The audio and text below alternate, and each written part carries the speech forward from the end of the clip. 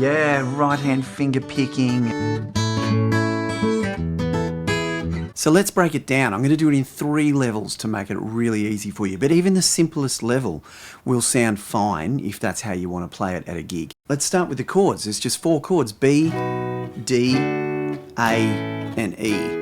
So the chords are pretty standard, but that first chord, the B chord, we're not going to bar it all the way across. We're going to lift that first finger to open up the bottom 2 strings, the B string and the E string.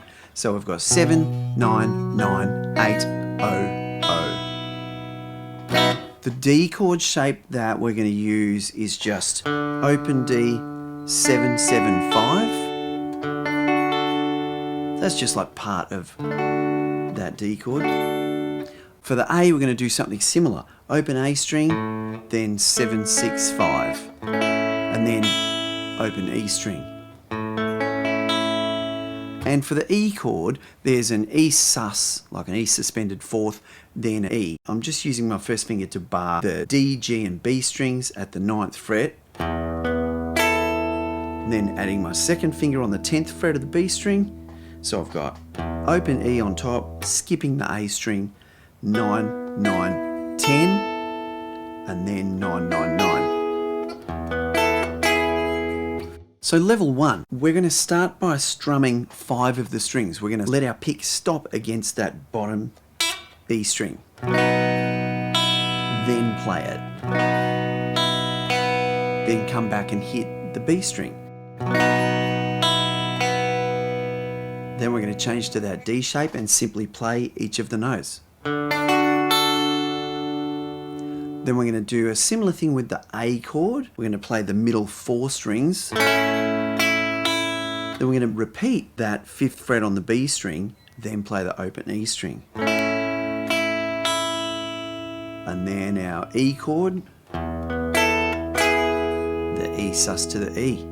So if we put those 4 together,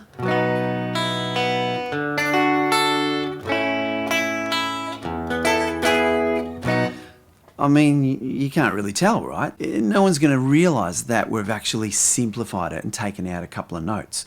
But it becomes easy to step it up once you can move between those 4 shapes smoothly. So step 2, we're just going to add a couple of notes in around what we're already playing. So the first chord, the B, instead of only playing that, we're going to go back up to the A string, the second top string, and pick this 9th fret note, this F sharp note. Then jump down to the bottom and play this open E string and the open B string like we did before. And then to finish it off, we're going to play that 9th fret on the D string, the B note.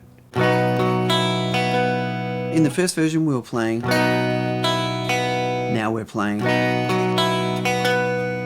The D remains the same, but after we play those 4 notes, we're going to go play the open A string, the second top string.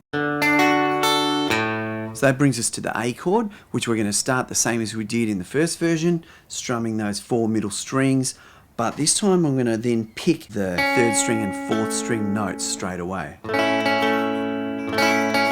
So I'm strumming the 4, picking the G string at the 6th fret, picking the D string at the 7th fret. Then we do what we did in the first version, play that 5th fret on the B string, followed by the open E string, and then we're going to pick that 7th fret on the D string again, that A note. So all together. And then we're going to play the E chord exactly as we did the first time, but add another pluck of that open E string at the end. So all together we've got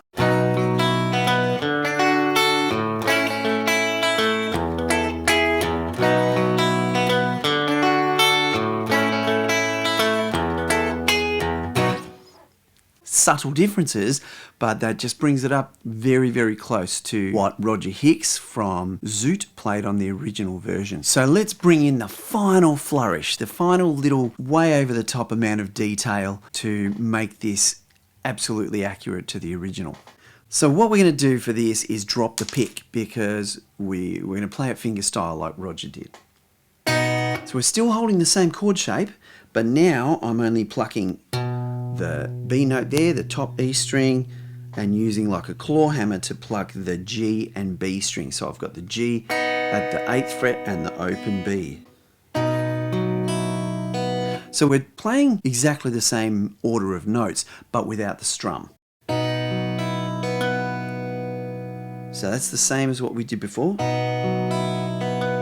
Then the final little step before we move to the D chord, we take our fingers off as we're performing the transition and pluck with the first finger the open G string, which sounds totally wrong when you're learning it, when you're playing it slowed down.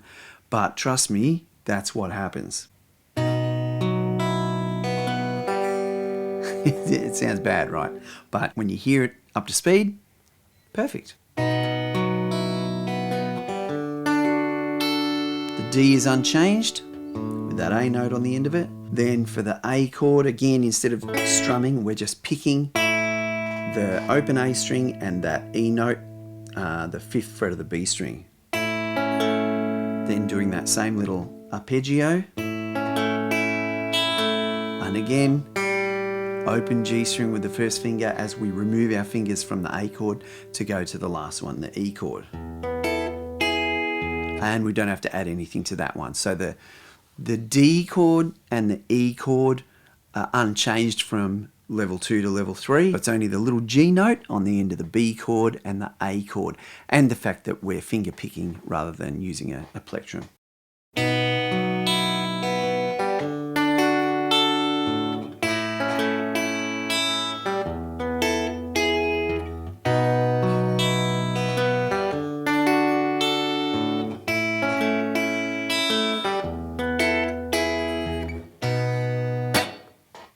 And that's it. All right, full tabs as always I've found over on my Patreon.